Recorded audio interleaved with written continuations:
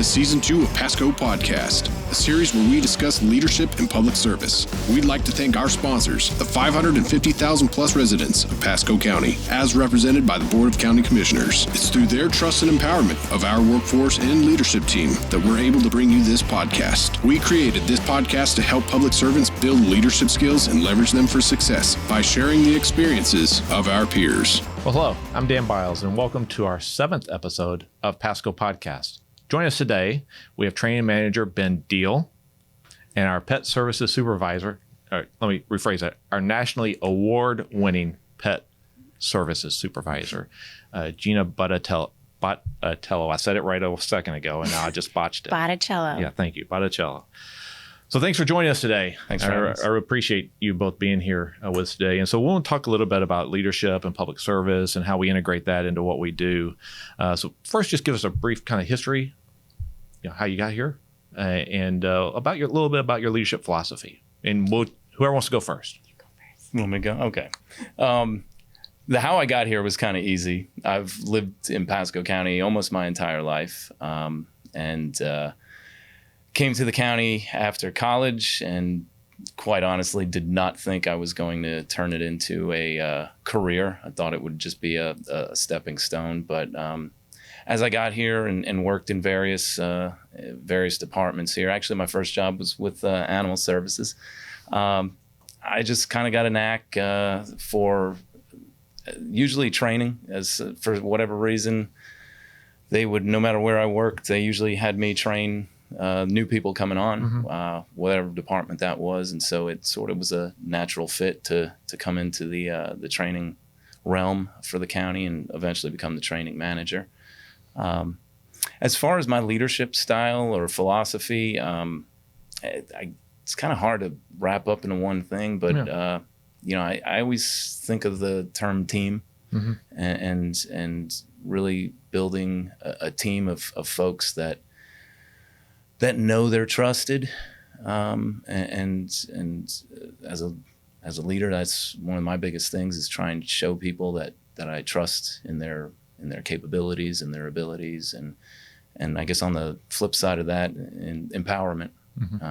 How do you show people they're trusted? You empower them to make decisions and empower them to take initiative and things like that. Right. So, all right, thanks, Gina. I have worked with animals probably since I was 18, and I started in private practice, and then I moved to not-for-profit, which I found far more fulfilling. And then I decided to make the jump to animal shelter medicine. And there I found such a tremendous fulfillment factor, and I enjoyed working with the community. I felt ownership of everything that we did at the shelter. And so that's it. I am with Animal Services. I hope till retirement. And I love just working with the community towards a shared goal. And I think that's probably my leadership philosophy is it's such you can celebrate accomplishments so much more with a team or with a community. They are right there with you every step of the way and celebrating with you and sad, when there's a challenge or working together. So I think it's completely fulfillment for me is just working with others and developing those relationships. Okay. Relationships, working with others, trust, empowerment. So part of what we wanted to talk about today is the leadership development program and your graduate leadership development program. Ben, you helped kind of run that, kind of birth that, if you will. Right. So tell me a little bit about, one, how it birthed and how it's grown to what it is today, and then how your experiences and how that's impacted what you do here at the county. And leadership isn't a 40-hour-a-week thing, right? It's a 24/7 thing, and how it's kind of impacted what you do other places. So sure. The start of it was, and I'll try and keep the history behind it short, about a decade ago, a little over a decade ago, a previous county administrator who had been the county administrator here for a long, long time, they were having a meeting with a large meeting, much similar to your team leaders meetings. Mm-hmm. Most of the department heads, the assistant county administrators, division heads. There's probably a good 100 people in the room at the time. And he kind of stopped the meeting and he looked around and he said, you know, there's a lot of faces in here that have been around me for as long as I've been here. And he was getting kind of towards the end of his career. And he asked the question, he goes, by a show of hands, how many of you are planning to retire in the next 3 to 5 years? And, you know, if there was 100 people in the room, I'd say anywhere from probably 65 to 70 hands went up.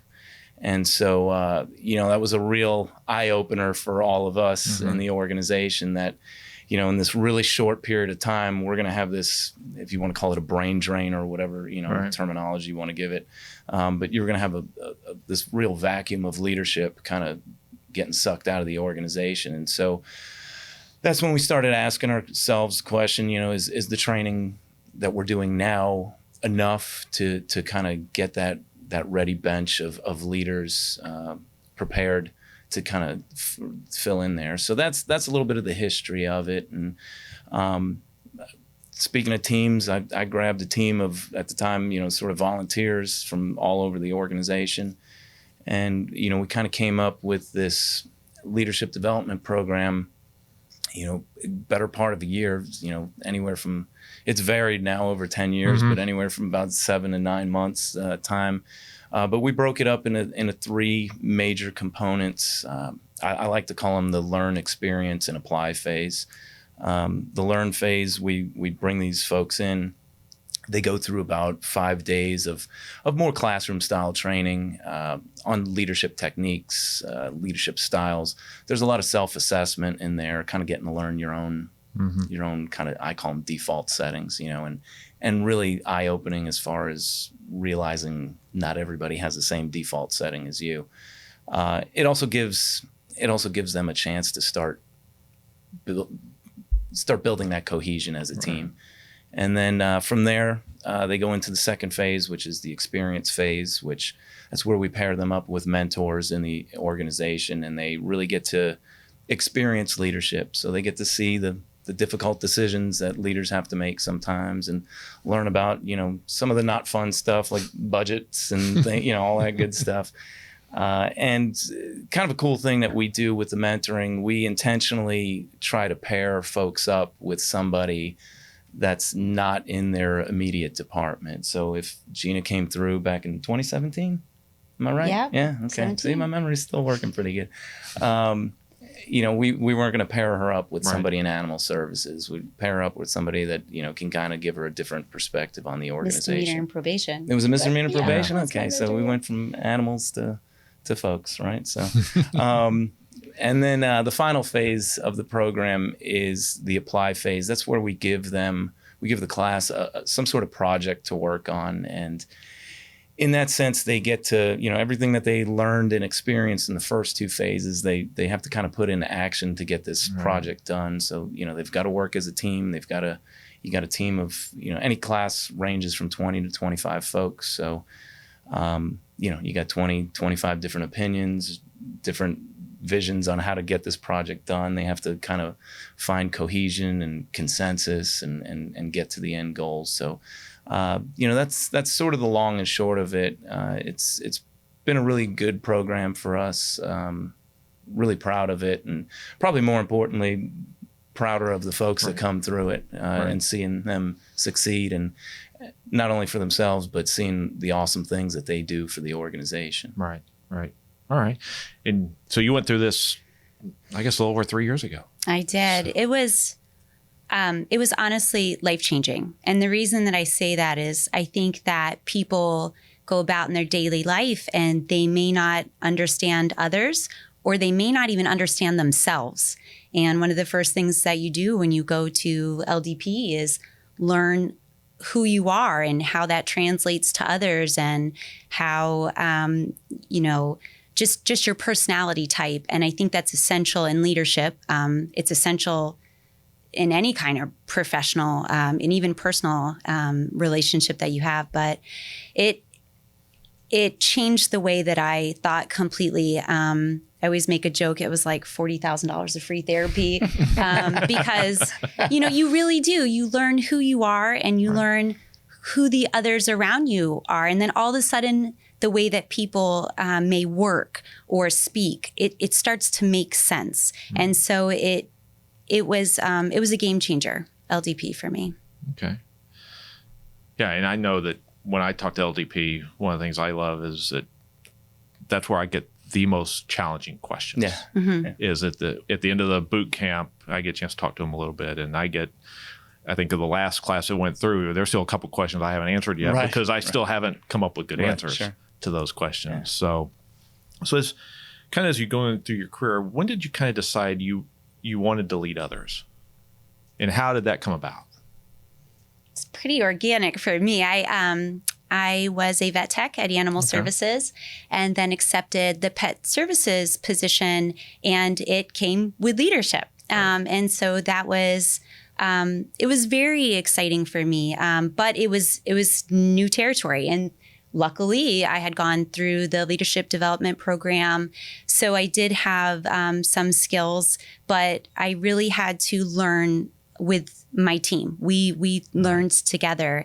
And I think that always being open to their feedback was really important in becoming the leader that I am, because, sometimes I say to our team now, I can't fix it if I don't know it's broken. Right. Please, let's work together to find out, what is best for our department, for our agency, for our community. So I think it's, it just was organic, is all I can say. Right.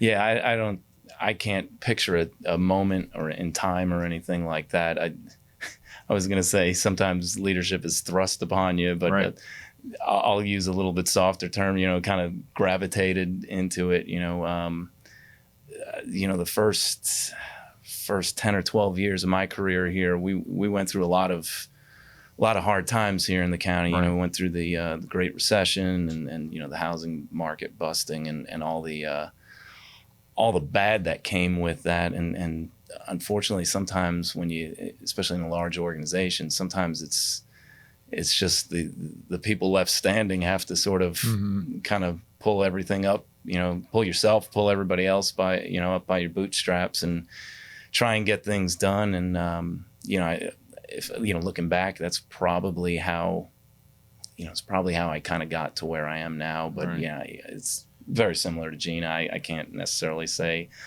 that was the moment in time where I knew I wanted to do this. Okay.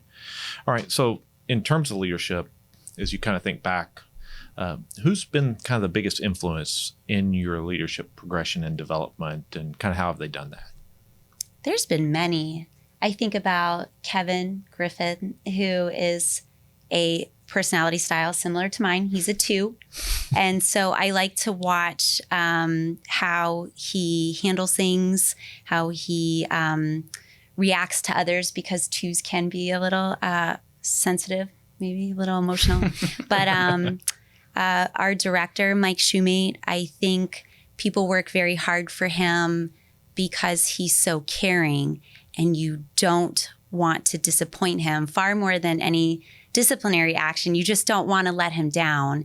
And so looking at the leaders in our county that inspire people versus, maybe being threatening or like a dictator, that really speaks to me. That's what inspires me. I was hoping you weren't going to ask this question. Honestly, this is where I get the best. Yeah, I was looking and I was like, oh man, if he asked that question, and I was trying to think, I wish I could sit here and tell you like some good answer, like Winston Churchill or General Patton or something like that. But it's not. That's just not me. And so Biles. Yeah. No, that's not the right answer. I made a promise to myself I would be 100% honest in this. Yeah. So I will tell you. So this is going to come from a really weird place, but I'm a Generation X. I was born in, I don't care, I'll tell you, 1974, and so my formative years were 80s, mostly the 80s. And me and my brother were kind of latchkey kids. You came home from school and you took care of yourself for a few hours until your folks got home. And so we were either doing one of two things, and that was either outside playing with the neighborhood kids or you're inside watching afternoon cartoons. And I like doing both of those. But, I was thinking about this, and, I gave the answer earlier about, my philosophy on really the team camaraderie. I think that actually comes from cartoons. I was a huge fan of Thundercats. Thundercats. I was going to say Thundercats. Yeah, Thundercats and Voltron and G.I. Joe and all that stuff. And if you look at all of those, they all kind of follow the same formula. You've got a team of people. Each individual has really unique talents, unique skills, but bring them together, and they can do amazing things. Right. They can fight the forces of evil, and so, it's kind of the same concept I take here is, you try and identify folks, whether it's on my training team or even in LDP, you really try and find folks, individual talents, and then bring them together with other people that have unique and individual talents and kind of point them in the same direction, if you will. And, they do amazing things. And so it works, it works if you're building a training team. It works if you're putting a leadership development program. Right. It works if you're fighting the forces of intergalactic evil, whatever in a cartoon or whatever it is. Well, you say that and we kind of laugh about it, but reading fiction, actually, there are a lot of leadership philosophies. You can pick out of fiction just by seeing how the characters interact with each other. Definitely. I mean, I grew up, we would spend time at my grandparents' house every summer, or their lake house, and my grandfather had a stack. He loved Lewis L'Amour. So I had a stack of Lewis L'Amour books. And so that's what I did, because they didn't get, we had no cable TV back then. They didn't get the 2 channels that came over there. You couldn't really tell what it was. So it was reading that. And so you learn leadership lessons through fiction, through cartoons, right? You can learn them through that. It doesn't have to be, a book from about Winston Churchill or something like that. There's lessons everywhere if you just keep your eyes open and your ears open. Right.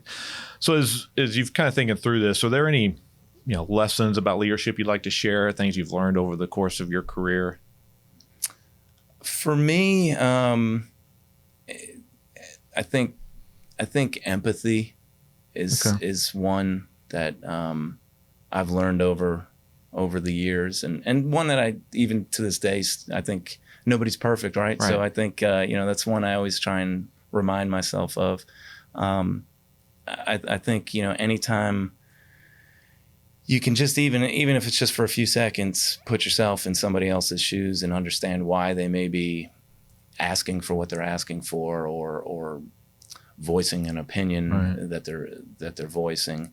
I think that really goes a long way in whether it's leadership, building teams, whatever the case may be, and not just in work life and in your personal lives too. It's not a bad characteristic to have. Yeah. I think I agree. Being empathetic. Also, I've really learned to listen, really listen to what someone is saying, and not listen and automatically be calculating a response, letting it soak in, trying to understand, the other perspective.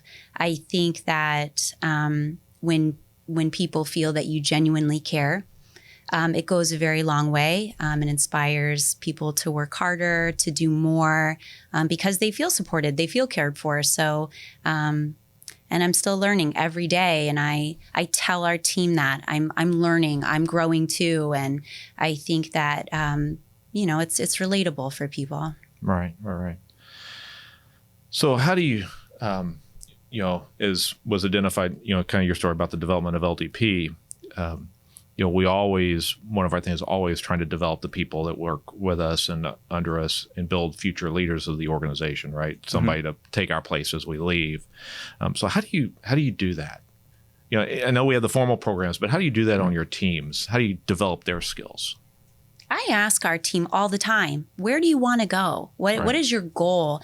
I really feel like everybody needs to have some sense of direction. Instead of coming to work every day, in a monotonous manner, I want them to have dreams. I want them to achieve things and be excited.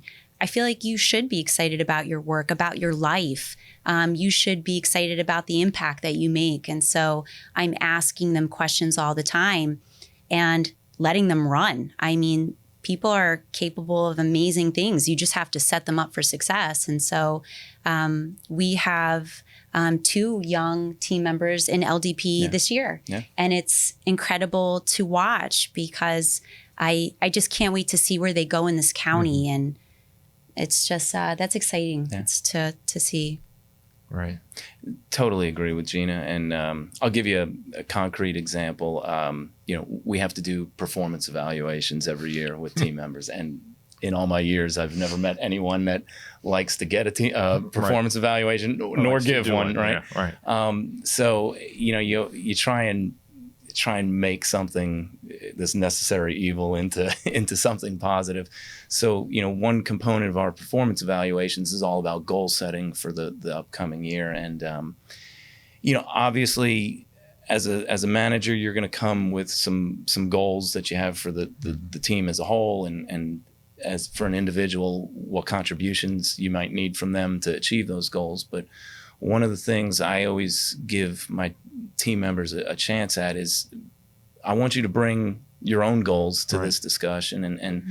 talk to me about, for over the coming year, what do you want to learn more about? Is there a part of the county you never knew about and want to learn more about that, or whatever the case may be? And I'll give you, again, a real concrete example of that. About 3 years ago, one of our team members, during that discussion, at the time, she was a caregiver for 2 elderly parents. Mm-hmm. And you can imagine there was some stress involved with that. And she came with this goal, when we had this discussion, she came with the idea of, hey, I bet in an organization this size, I'm not the only one going through this right now. And so she had this idea of starting an employee caregiver support group here in the county. And it's something, I would have never thought of that. Right. If you're not living in that environment, you're not going through that, you're probably never even thinking about it. But as soon as she said it, I was like, wow, that's a pretty deep and pretty cool idea. And so we went forward with it, and the empowerment, I gave her some advice of what I thought maybe how she should pursue it. She found a local agency that was already doing those on the outside, those types of support groups, and they actually did like a train the facilitator training with her, so she became kind of certified to do that. And for 3 years now, we've been doing an employee caregiver support group. We've got anywhere from we do it. She does it usually once or twice a month. We're doing anywhere from 10 or 15 people are coming every meeting, and it's. Come in the middle of the day, right? We don't make them take their vacation time to do this. Mm-hmm. Kudos to you as our leader here that you let us do these cool things. But and sometimes it's just somebody has to come down and for 20 minutes just cry on somebody's shoulder that's going through the same thing that they are, and then they're done and they get back to work and they're super productive and things like that. So. Just an example, kind of what Gina said of really asking more than telling and finding mm-hmm. out what your people are interested in and not just okay, your job description says this, so we're going to sit in this little box, but beyond your job description, what interests you? What do you want to learn more about? Yeah. No, I love that. And as we I think we've spent 25 minutes here now talking about taking care of our people. Yeah. Right? Yeah. Our people, building our team, connecting with their purpose. I heard fulfillment, right? A sense of purpose, sense of fulfillment. And, for so long in American business, we've thought in terms of 40 hours a week. Mm-hmm. And we didn't take into account what people did outside that and how that impacts their performance day to day. And yet it does, right? The things that go on around us in our life impact our performance. And so I love that example about another way to take care of our people. Definitely. So as you're thinking through this, if you wanted to pick out one tool or piece of advice or piece of wisdom that you'd like to share with the people listening, what would it be about leadership? What would it be?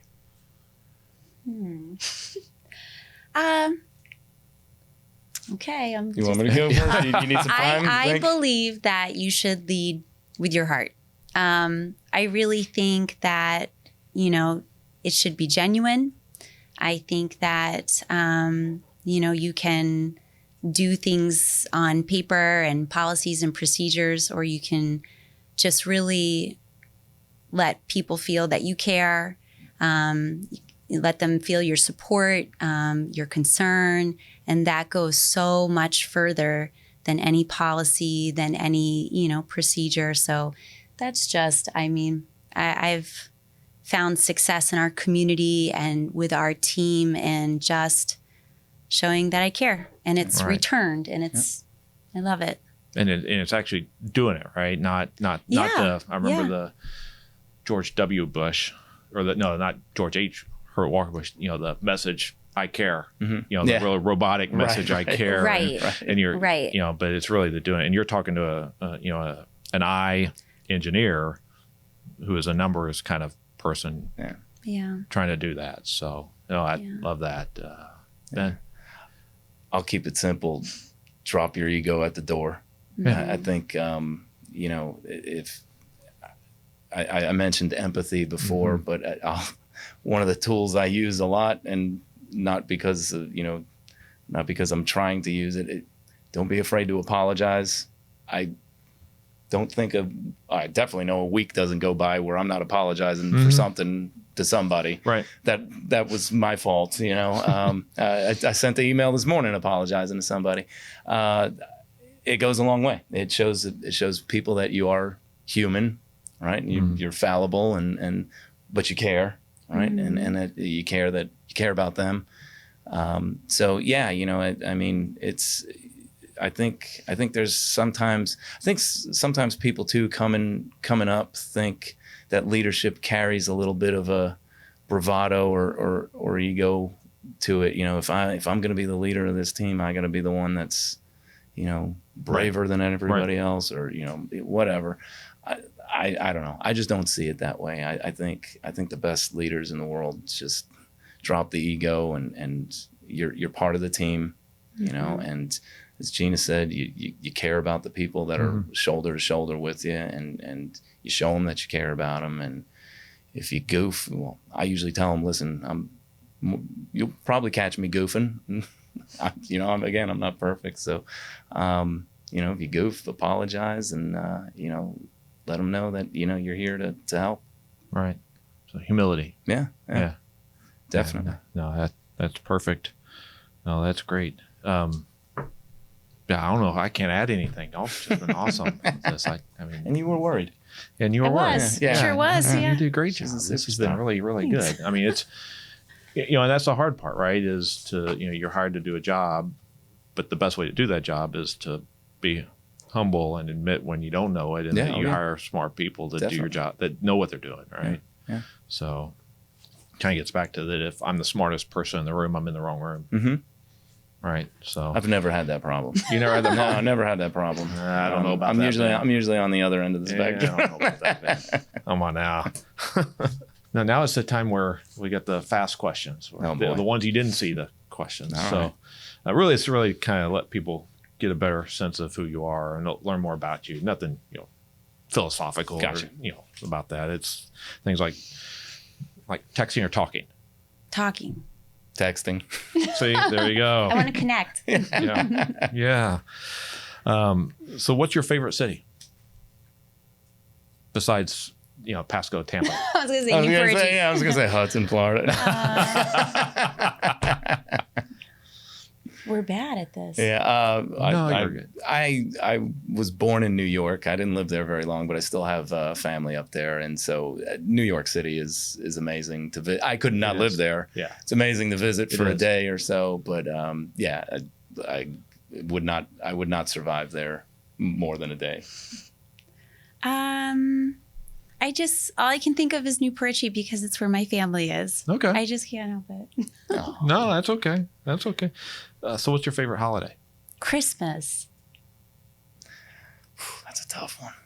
I bet you'll say Halloween. Yeah, I was leaning towards Halloween. I got two kids, and we always try and make like weird homemade costumes and stuff. So this year they were Colonel Sanders and a big chicken. So yeah, I'll probably go with Halloween. Halloween? Yeah. All right. So, dawn or dusk? Dawn. Dawn, morning person. Dusk. Dusk. We're very opposite. Yeah, Hey, we're balancing well. That's great. So, well, you mentioned favorite childhood TV show. You've already talked about that today, so I'll skip that one. I could talk a lot about. I'm sure you could. we could go a couple hours about that. So, if you could travel back in time, what period would you go to? Oh man. So I live with someone that loves, very passionate about the Civil War. Okay. And so I am immersed in that culture often, but I am very moved by the acts of bravery during that time. And so that's probably the automatic thought. Okay. See, and I'm the opposite. I'm thinking right now, I'd probably like want to go to like the Renaissance or something where, you know, like things had cooled down and, you know, you could be more of an artsy kind of guy and not have to worry about, you know, shooting somebody or getting shot at or something like that. It's a shorter period, I think. Yeah, I'll go with that. Yeah, I'll go with that. All right. Well, thanks for being here. I really appreciate it. But y'all did a great job. Thank you. Thank you. Yeah, I appreciate you both being here today. It was great to have you. And I want to say special thanks to our media relations team who made this effort possible. Thank you. And until the next episode of podcast, I'm Dan Biles, and we'll see you.